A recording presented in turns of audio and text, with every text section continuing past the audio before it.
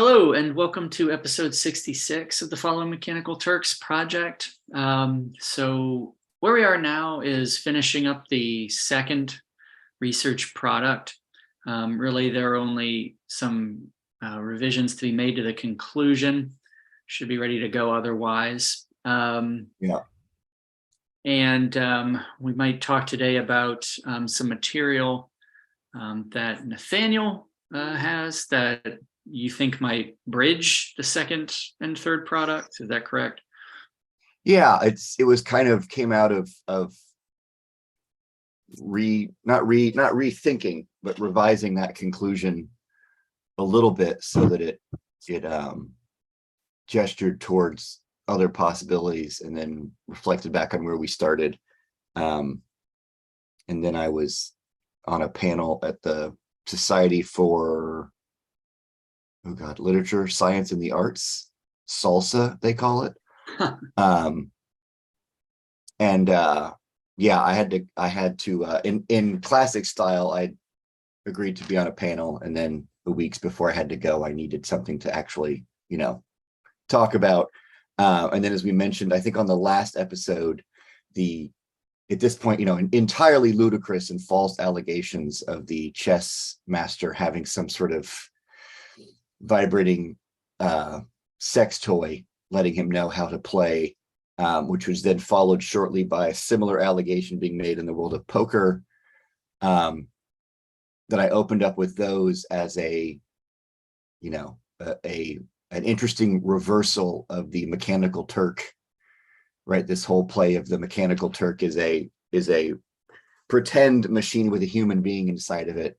And now we find these allegations of essentially sort of pretend humans with machines inside of them that are actually playing the games. Mm-hmm.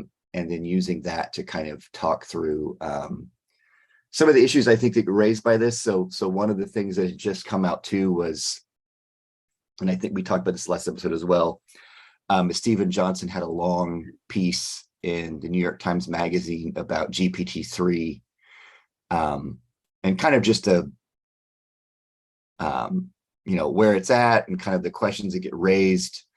But throughout, right, it was another one of those markers where and this I think is the part that I think that will be in the conclusion of the second one, is a lot of this, the way that conversation happens where most of the kind of key anchor terms are not getting unpacked at all, right? That this any kind of questions about GPT-3 or other forms of artificial intelligence, right? If we start talking about whether or not it questions of its authenticity or questions of its trustworthiness, right? All these questions are answered primarily through kind of static categories of sentience, mm-hmm. intention, intelligence, right? True intelligence versus artificial intelligence.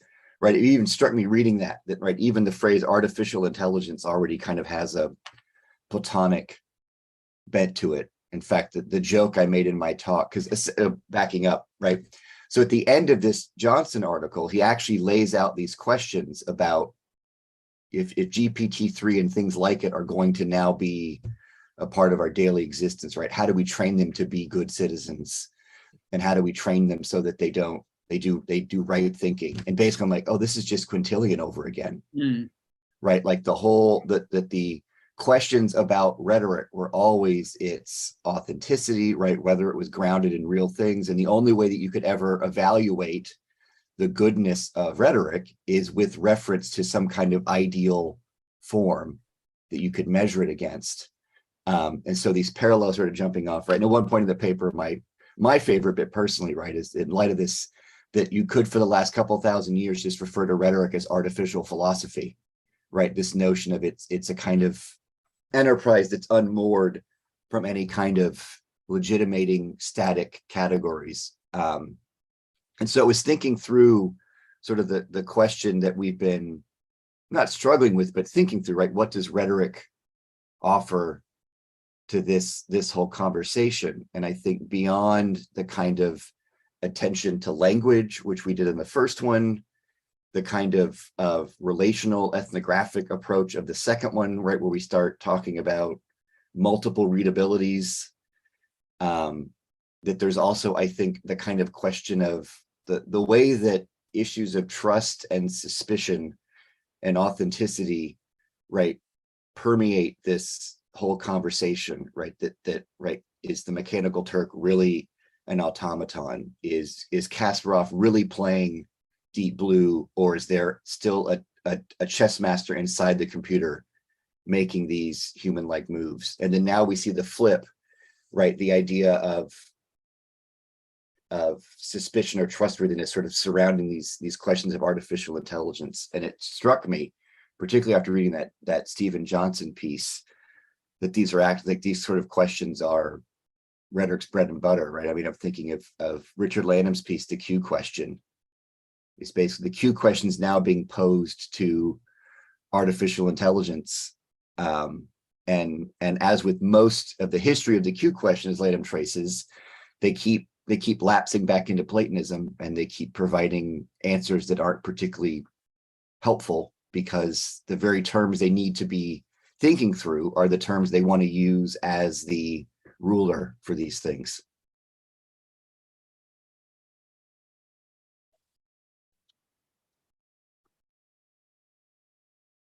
Oh, you're muted. That's peculiar. I didn't say anything of any import. I was just thinking about, that transition. I have some sources that I was looking at. Let me share here really briefly. So I've been collecting stories of, sort of the narrative of the cheating scandal, and I think I have some others that I haven't added to this list yet, and a lot of them are repetitious, so I'm trying to just get the main beats. The most recent one that I haven't added is now the person who was accused, Neiman, accused of cheating, has now filed a high dollar lawsuit for I'd have to check. I'm not sure if it's defamation or some issue of wage loss, which might be defamation, right? It led to lost wages. Like a category, yeah. That needs to be added. But there's some other ancillary ones. And these are all gonna, they're all gonna open in Safari. Right. So this was in the Atlantic, right? Chess is just poker now. This is something we've talked about because, and what this piece is explicitly about is, once the game of chess becomes solved, in a sense, then the game becomes gamesmanship of poker, right? In a sense, the game of poker is largely solved in the sense that it's like, the ways to play the cards are largely now fairly standardized, right? Where it's like, you've got this is what you do, in the sense of like, probabilities. Now, I mean, your strategy in terms of, well, do I bluff here or not?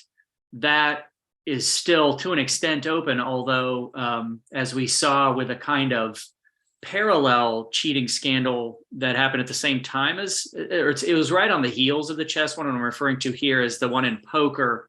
Yeah. Where a woman, the facts in the case are a woman appeared to have bluffed someone in sort of a high stakes poker game, which was being, recorded and I suppose televised. I don't know what that means, right. The broadcast channels for this, or was it just some like closed circuit in a casino or whatever, but there were spectators, both, in person and on video. And, because, well, not necessarily causally, but in the wake of that, the person, the man who lost the hand accused the woman of cheating. She must have cheated here, because how could she have known what sort of cards I have, so that a bluff would have been effective or whatever. Or potentially she called his bluff. I don't know. I haven't looked at it too closely. But, his claim was on the heels of this anal bead chess scandal. Yeah. It's like, well, she was being signaled, if not with something in her ass. People pointed to she was fidgeting with a ring, and there are rings that can vibrate. So potentially one of the spectators was cueing her into, does he have the cards or not? Yeah.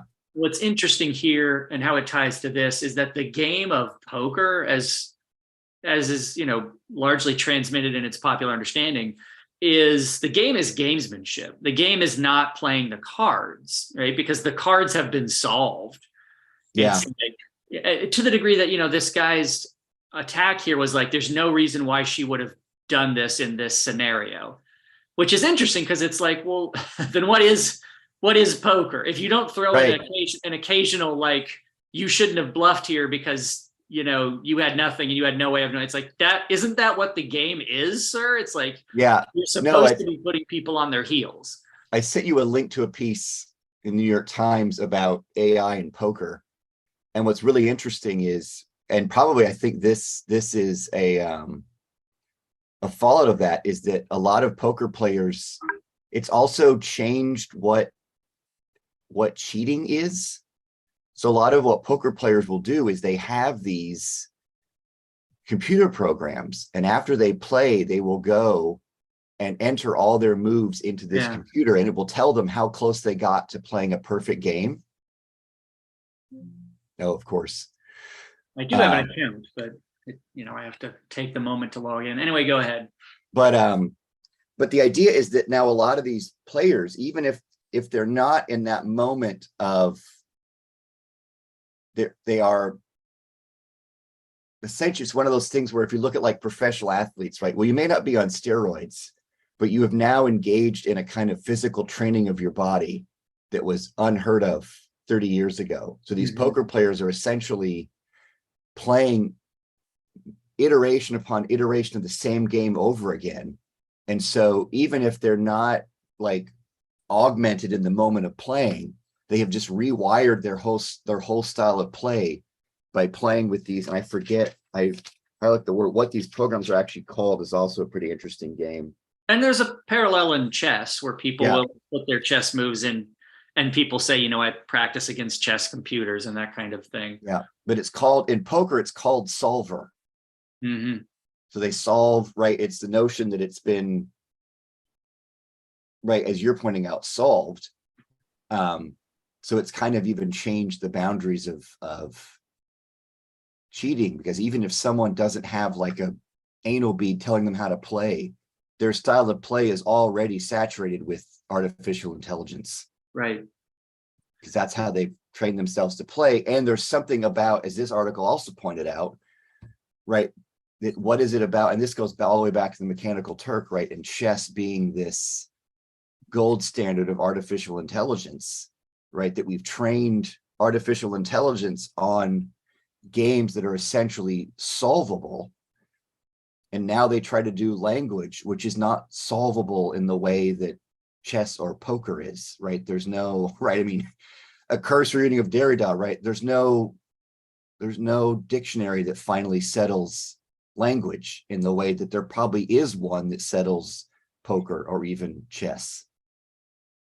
It's interesting for a few reasons. I mean, one is, it's like, it definitely speaks to the synthesis or sympathy or symbiosis between the human and the machine there that we were seeing in Readability and Mechanical Turk, where it's like readability was a negotiation and is an ongoing negotiation between the humans and the machines, right? The machines, in a sense, right, more human as it's contingently defined, rather than seeing those as, transhistorical categories.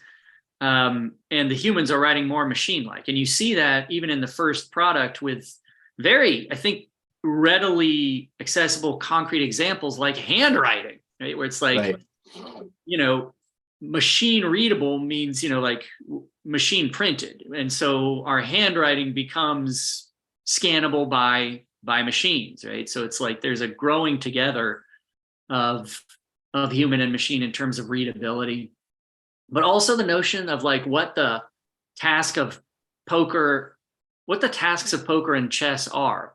In a sense, we see poker as it's like, well, then the game, as it's always sort of been, in a sense, maybe this is just maybe crystallized that, where it's like, well, if the moves, if the card moves are, you know, standardized, where it's like, you know, this is the probabilities, everyone plays to those probabilities, then the game is, you know, literally trying to off foot another person. It's all feints, Right.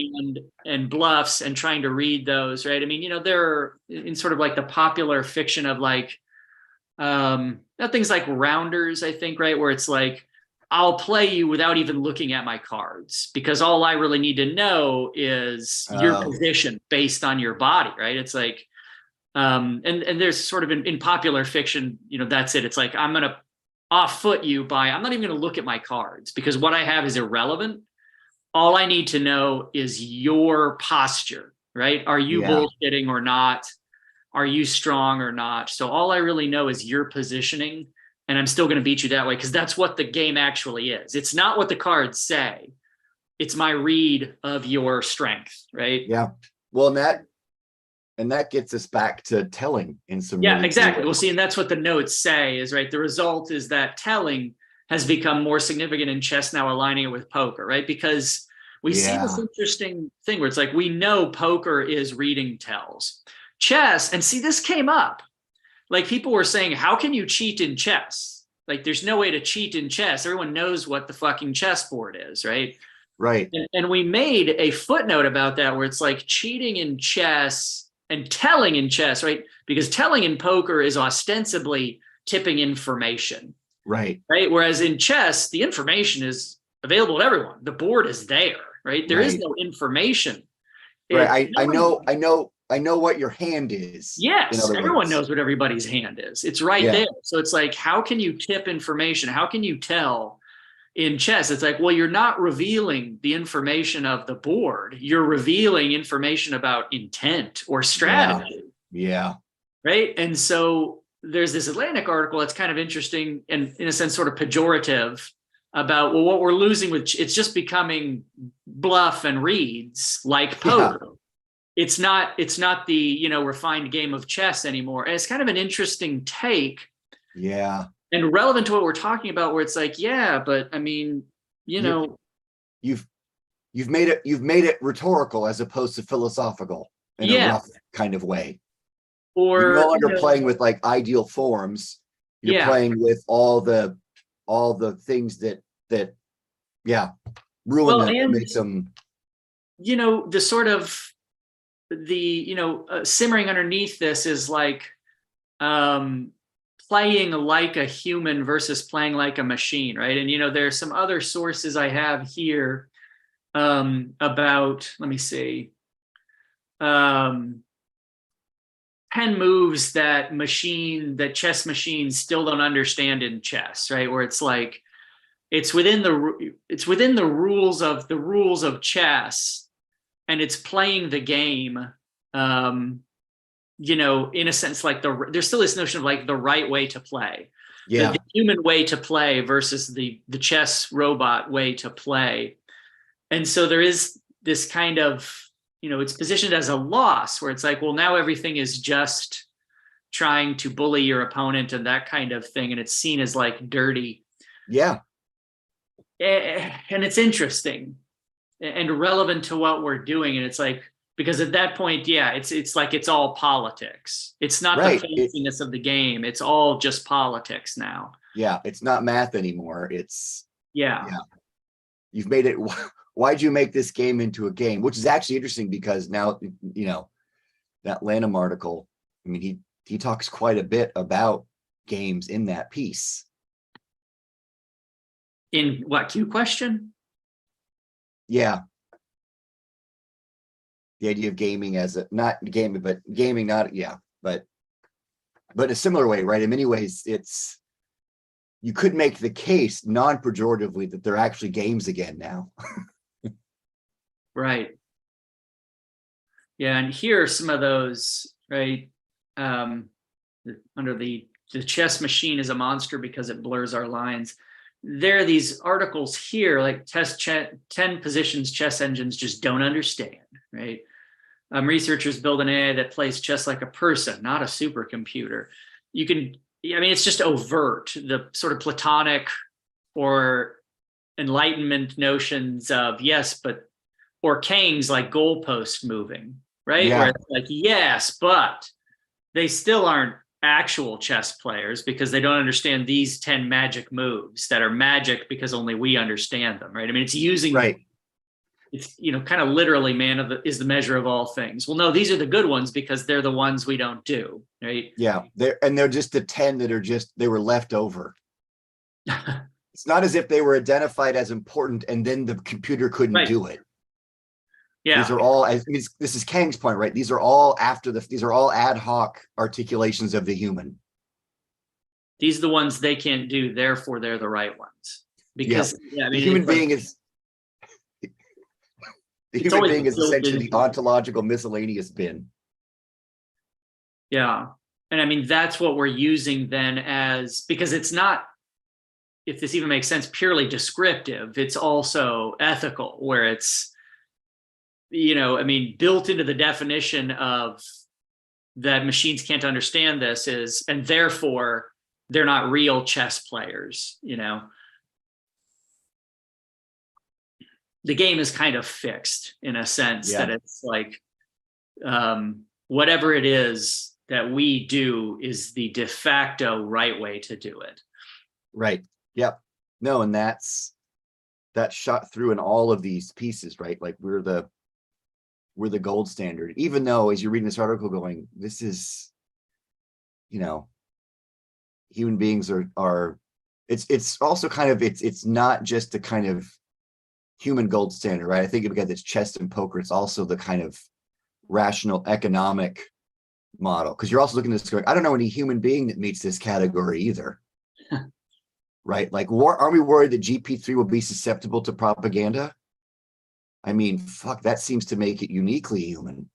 Yeah, right. Yeah, I mean, like all the things they're afraid of are just, aren't you afraid it's going to be a complex set of relations and it nested into another complex set of relations? Well, yeah, like it is a kind of interesting Q question thing because, I mean, as is often pointed out, I mean, repeatedly, and in fact, in that article, I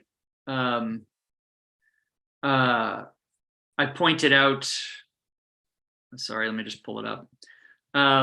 This article, right, why mastering language is so difficult for AI, it's kind of interesting because, yeah, so like as often comes up as a complaint about these systems is, you know, they don't understand what they're doing, right? I mean, this big surprise repeatedly refers to parrots, right? I mean, the parrot is already in our thing. Yeah. Parrot's not a bad metaphor because we don't think parrots actually understand what they're talking about, and GPT certainly doesn't understand.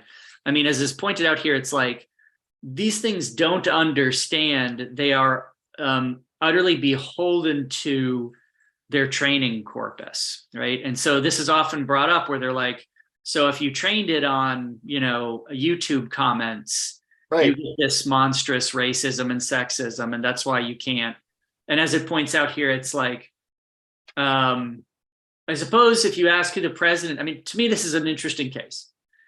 If you ask who the president of the United States is, it may be almost as likely to say Donald Trump as Joe Biden, just because it is, you say, mimicking, right? And the response is it may be more likely to say Trump because the training corpus is going to always be a little bit out of date, right? And so just temporarily. Now, to me, they position this as like, this is the killing blow. If you ask 30% of fucking Americans right now, they'll say Donald Trump. Yeah. But it's like, this is not the flex you think it is by saying, no. If you ask it, it'll say Donald Trump. Ha ha, it's wrong. It's like a big, terrifying chunk of Americans will say that too, sir. Yeah. Because humans are also utterly dependent upon their corpora, right? You only know the shit that you're immersed in. Yeah. No, it's when I'm reading this, you're thinking like, boy, a lot of these people that are interested in getting GPT-3 and other things to use language don't seem to understand language. Like language is an atmosphere, right? They seem to think like the understanding is like when human beings talk, we know what we're saying. Right. Well, There's a maybe we do, presumption that we're not this. but only after we've said it, or right. I mean, this notion of intentionality. I mean, there's all sorts of, you don't even have to be in rhetoric. Like sometimes I don't know what it is I meant to say until I've already said it. So Right. as it's coming out of my mouth, I don't actually know what I'm saying.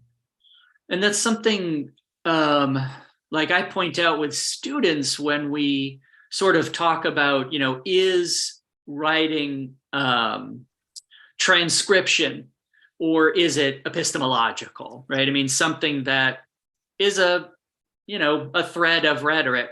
Are you translating your thoughts in your head down into a written form, or is the act of language construction a form of thinking itself, right? And so an example I often use with students is like, have you ever written a paper or even a paragraph where it's like you didn't know the end of it in advance and you were surprised where it went, right? It's a fairly common experience where it's like, yeah, this ended somewhere, this paper went somewhere, I didn't know it was going to go, which really weighs heavily on, then it's probably epistemic, right? You didn't have the entire thing planned out and then transcribed your thoughts. Yeah. The act itself was cognition. Now, it would be weird, I think, to come back and say, aha, so you're just a parrot. Right. Because you didn't know what it was you were saying, you were just mimicking. I'm like, mimicking is, I mean, first of all, it's called imitation, it's called modeling, right? It's called iteration. Yeah. I mean, again, it's this idea that there are pure forms that somehow come from within and everything else is just mimicry and artifice. Right. Like language is an artifice, intelligence is an artifice. And right? I mean, this is Andy Clark, this is Latour, it's Haraway, it's Barad, right? It's all these. And those, as we see in this, right, those categories don't necessarily get interrogated, or they're treated as if they are not fluid, right? I mean, here, right? I mean, even, and it's not necessarily completely fair because this is an interview and it's like, well, also this is an interview about the guy's book, Rebooting AI. And so it's not fair because it's like, well, also, I mean, the context of this is an interview and what's he going to do is stop and say, well, I can't answer your question because when I'm talking about intelligence, that's a really difficult, but it's treated as though it's a black box where it's like, and we all know what intelligence is, right? I mean, even the question we looked at where he says, and GPT-3 can't understand what it's saying because it's just mimicry. It's like, at no point are we examining, it's like, well, but the inherent definition of knowing that you're deploying there is in no way interrogated, right? I mean, it's just like you're saying, you're not even saying it. It's paradigmatic. This is what knowing is, right? Right. But the idea of understanding, of mimicking, right? None of those are, we already know what those are because those are unmediated, right? Those are just, we already know what those are. Those are not subject to debate. They are not subject to relations or being in the world. But I mean, so to get back to sort of brass tacks, I mean, is what we're doing in the conclusion saying in a terse way, because there's no way we can handle all this, but like in a terse way that because these things aren't explored, rhetoric has a part to play here? I mean, is that the move of the conclusion to set up the third piece? Because in looking at this one, the kind of benefit of this article I was looking at is, even though, like, as I just pointed out, I think there's some problematic essentialism in this, or paradigmatic assumptions. But one thing the guy is kind of pointing out here is the space of rhetoric, which has to do with things like context. Yeah. I mean, is the move of our conclusion saying, by gesturing to the Stephen Johnson piece and maybe some others, it's like, what isn't being done here is exploration of these categories. Right. And so what's needed is theorizing, and this is really in rhetoric's real wheelhouse. Right. And that's what the third piece is going to be. Like, is that the move of the conclusion? I think so. Good. Check that off the list then. Okay. Yes. Yes, correct. So then, I mean, are you thinking like the conclusion will, fold in that Stephen Johnson as a Yes, means I to think do I that? think that's just because it gets to that really quickly, and it's in the same conversation as the pieces that we started with.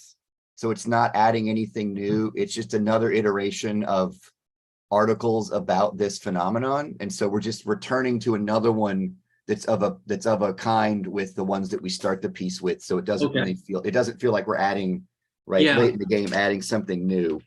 So there may even be an explicit move in the conclusion to, gesture to return to where we started from and add Right. this new wrinkle of Johnson. What we're not seeing in these is an unpacking of Yeah. the concepts. Yeah. That and rhetoric can help us do that. That's its potential contribution to this kind of dialogue. Yeah. And then that then is future research would then be a more a rhetoric infused theoretical engagement with this conversation. Yeah. I mean, that feels like a good conclusion to me. It does. Particularly because like we know what the next step is. I mean, it has Yeah. the added benefit of it's like the conclusive move of setting up what's next is already pretty pretty well established. Yeah. Oh, we got a stew, baby. Okay. So then, I mean, I guess the next step then is to, Fucking do it. yeah. I mean, yes, to revise that conclusion. Yeah. No, I think some of the I think I'm gonna take some stuff from the talk I gave near the end when I talk about the Johnson piece. I think it's got some of that language. And I think if we use it, we'll save the anal bead stuff for down the road, I guess. No, I think I still feel like the third piece can open with anal beads. Yeah, I think so. I mean, this was basically as I was introducing the talk. I'm like, I didn't, it's only the second time I've been to this conference. I don't want to open this way, but it's so, it's just gold. Like the Kairos is irrepressible. For our purposes, just the kind of structural move from, having the mechanical Turk as a master trope, which is a little man inside a machine, and then getting to a conclusion where it's a little machine inside a man. It's, you couldn't have scripted it. No, granted, when you've got a hammer, everything's a nail, but this is a pretty overt nail. when you've got a mechanical Turk, everything's an anal bead. Right. Yeah, I mean, I think that's a good way. I mean, because it is cutesy, but it's not just cutesy. It's like, no. But I mean, what it's invoking there and the fallout of it, it's like, and how it spills into things like the poker scandal and telling, which is something we were talking about. It's like, yeah, I mean, I understand we're primed to see this. It's Baader Meinhof, but it's like, this is a really kind of potent. Well, I think, in other words, we're primed to see it because we've done the work of priming ourselves to see it. It's also one of those like you're only seeing it because I'm only seeing these microscopic organisms because I've trained myself to use a microscope. Like and spent, as Latour points out, back and forth producing the microscope to be suited to these kinds of tasks. Yeah. R.I.P. This is our first one since Latour has died. Oof. Yeah, you primed yourself to do this. Yeah, I know it. That's called method. Right. Who are we mad at? Who are we yelling at? Who's this versus? It covers the full range of it. Yeah, it's just a straw man, but it covers the full range of emotions, right? Uh-huh. Okay, so that's that. Yeah. Right. So I think that, in the conclusion, because I should have, I believe I've finished the bibliography. Yeah, because I was complaining to you about your ambiguous notes in the text. Yeah, so that's done. Fair enough.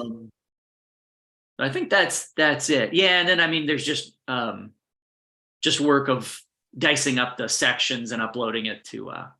Yeah. Uh, Oh, and then one thing I wanted to pull this but we up. do. So Well, we also have the videos, so that'll be. yeah. But they're ready to go. They're already uploaded. Yep. And then we are in the process of booking some guests. Right. That was the other thing, and I don't know if we want to. I'm just picking this up from podcasts because they never commit to a name. I don't know why they do that, but we'll wait. We'll announce it. We'll make set. up. Yeah, once it's set and we've confirmed it. But yeah, it's at least one person, hopefully two, that were at the salsa conference.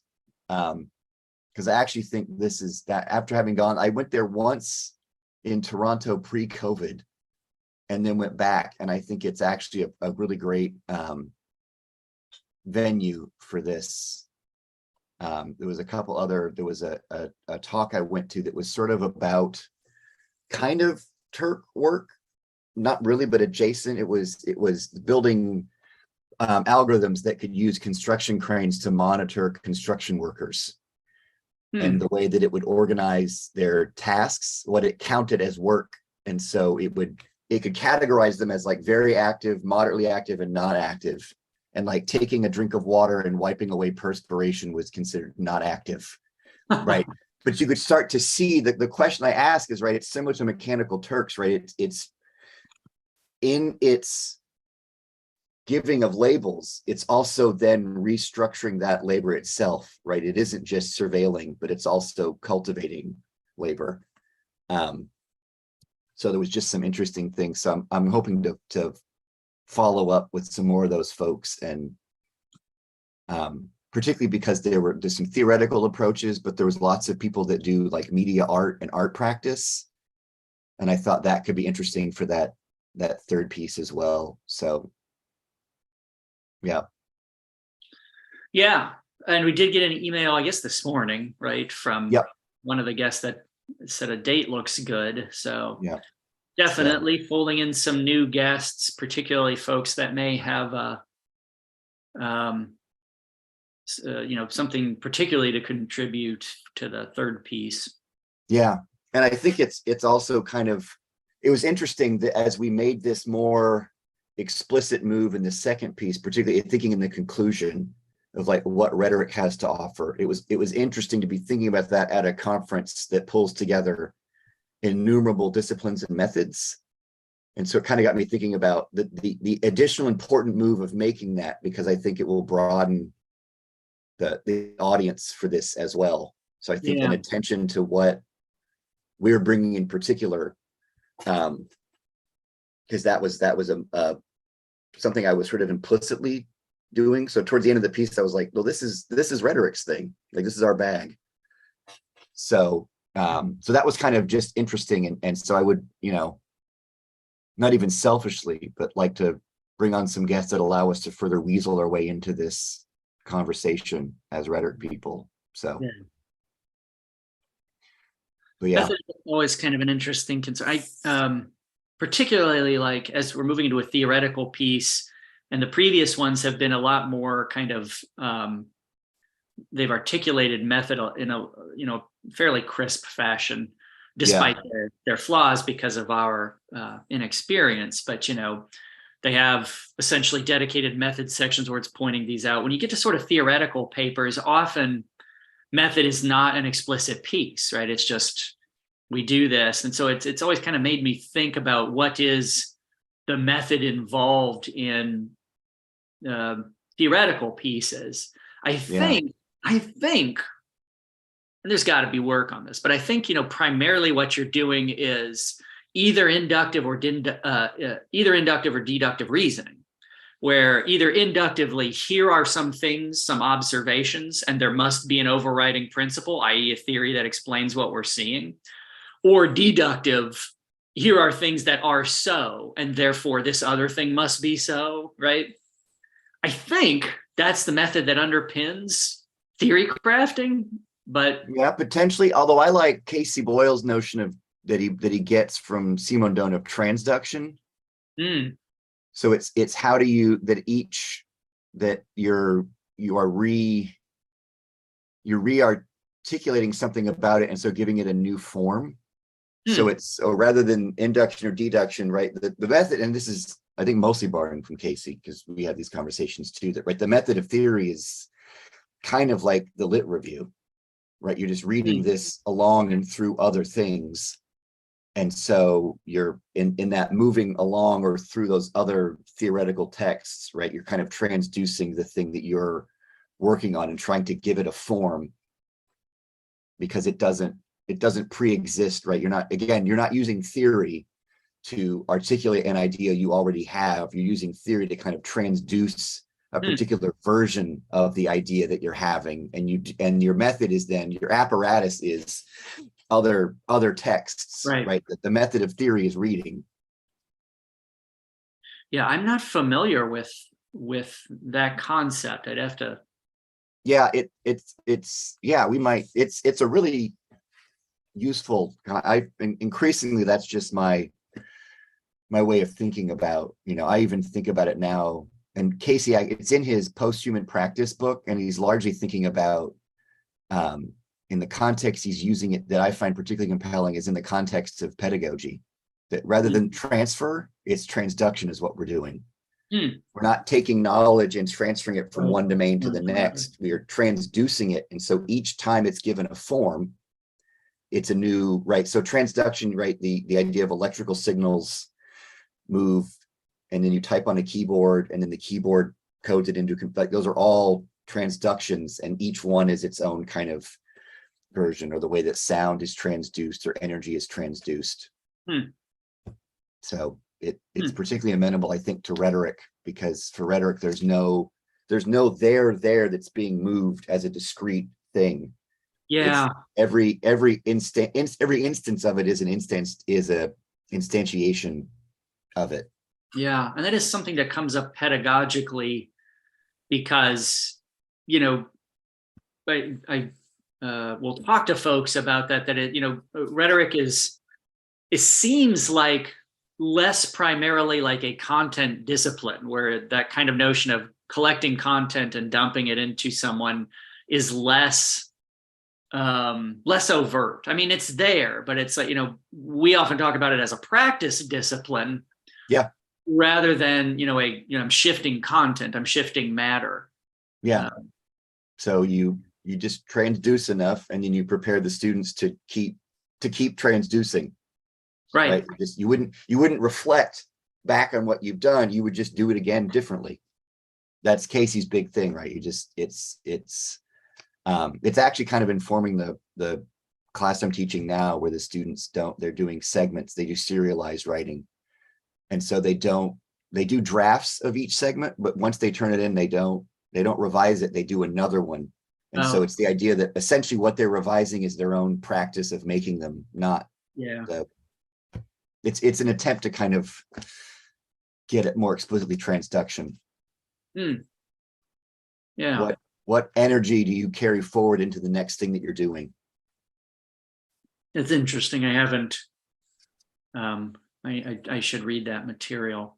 It's, because I teach methods, and it's always kind of an interesting question. I mean, it makes you aware of then what are the methods that underpin a lot of our humanities disciplines, where we're often less overt about, here's the method I'm using, right? I mean, in the social sciences and the sciences, it's baked into research formats where it's just like, okay, here's the method I'm using and here's what it is. And we tend not to do that. That said, it's like, yeah, but there still has to be a method.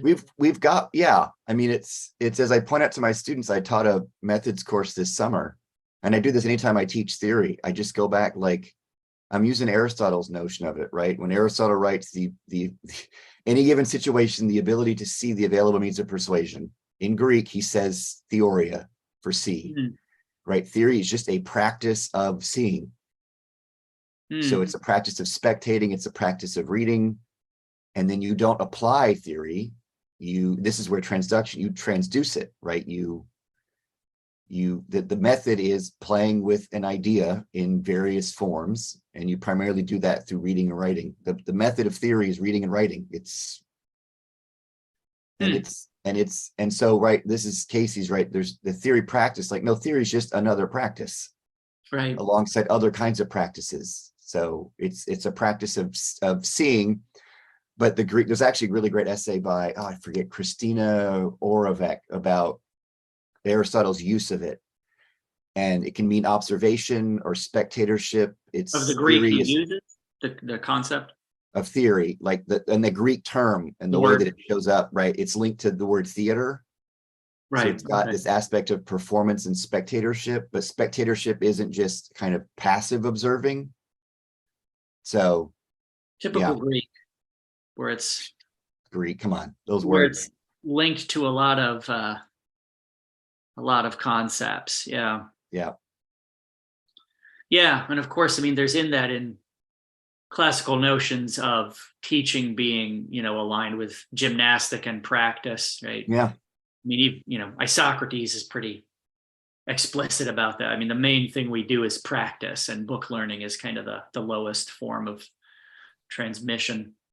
Yeah. I've got relatedly too, I've got Paul Lynch and I have a grad student here that he's doing a dissertation on Ingenium, and he does Latin and Greek. So we kind of, we got like a ringer, but Yeah. the weird way in which a lot of post-Greek readings and even post-Roman rhetoric readings, this is making this up based on what I heard in a PhD exam. But a lot of the Greek and Latin words are much more ambiguous about active versus passive. And post Enlightenment Enlightenment work on them tends to strip out those, right, and makes hard distinctions between passive and active in the ways in which in Greek and Latin those don't.